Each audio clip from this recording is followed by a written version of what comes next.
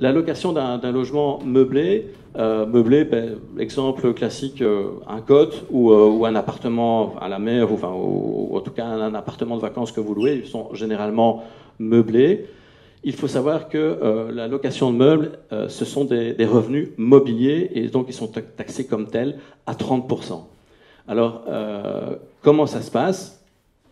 Attention, point d'attention, contrairement aux revenus cadastraux où il faut mettre pardon, contrairement au loyer qu'il faut indiquer en loyer brut lorsque vous louez à quelqu'un qui l'affecte à une activité professionnelle, là, il faut mentionner le loyer net. Donc le loyer net, c'est quoi? Eh bien, c'est le loyer brut moins les frais, et les frais sont réels ou forfaitaires. Euh, c'est assez intéressant fiscalement parce que c'est un forfait légal, donc c'est pas une estimation ou quelque chose où le fisc pourrait dire bah non, je suis pas d'accord avec ce forfait. C'est un forfait légal de 50%.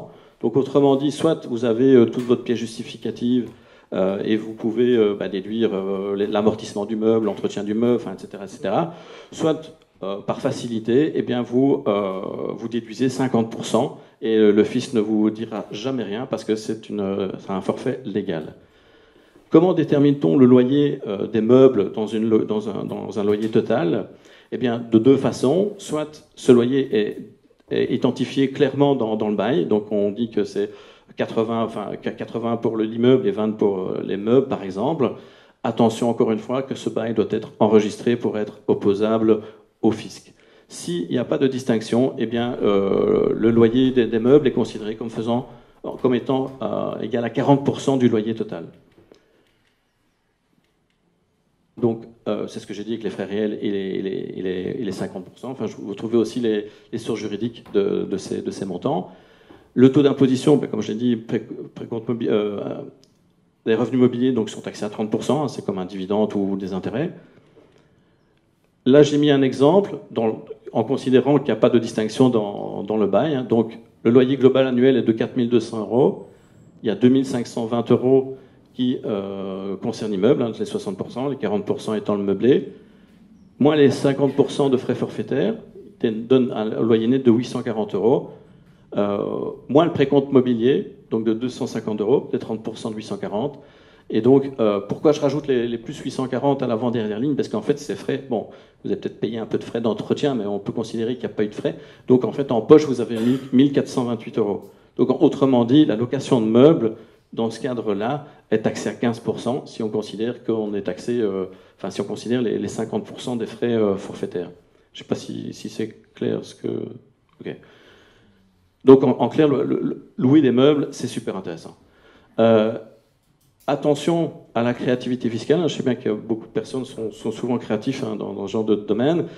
Vu la taxation à 15%, il est clair que des personnes sont souvent tentées de maximaliser la partie meuble par rapport à la partie immeuble. C'est logique. Si on fait ça, il faut quand même être super prudent parce que le fisc il a quand même pas mal de points de comparaison. Surtout si vous avez loué précédemment l'immeuble et qu'après le loyer reste le même, mais qu'après il y a une partie de location de meubles qui vient dedans, ça passera plus difficilement. Donc attention à la créativité fiscale. Optimiser, oui, mais ne faut pas non plus aller trop loin parce que le fisc il ne laissera pas passer. Airbnb, mais bon, il n'y a pas qu'Airbnb, hein, je mets Airbnb parce que c'est super connu, mais Airbnb et toutes les sociétés du même genre. Un point, parce que j'entends souvent qu'Airbnb considère un peu, enfin, les gens voient ça un peu comme l'économie collaborative, Uber, Deliveroo, enfin, toutes ces choses-là. Ça n'a strictement rien à voir. L'économie collaborative, enfin, c'est juste une petite parenthèse qui n'a rien à voir avec l'immobilier. L'économie collaborative, on en a beaucoup parlé fin 2016.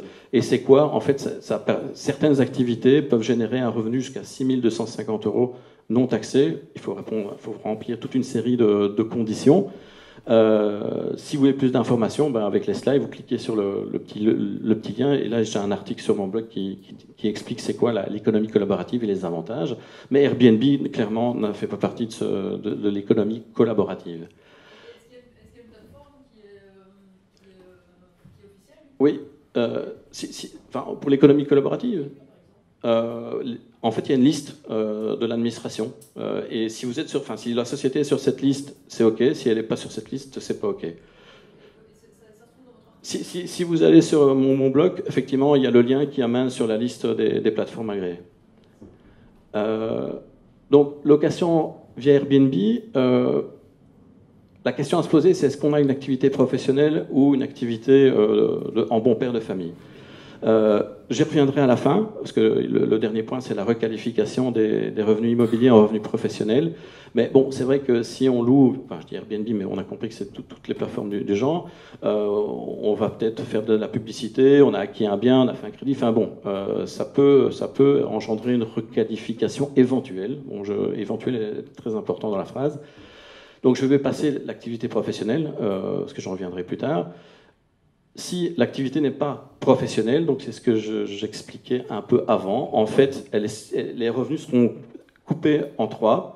Il y aura le revenu immobilier en tant que tel, qui sera taxé comme un revenu immobilier, comme j'ai expliqué au début.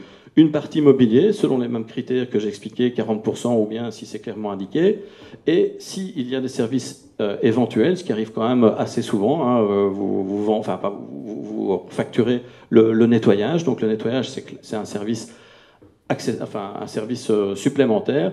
Ce service est taxé au titre de revenus divers. Donc il y a trois parties de la déclaration à remplir et ils sont taxés autour de 33%. En tout cas, je veux dire les services, hein, 33%. Les autres, ça reste comme j'ai expliqué.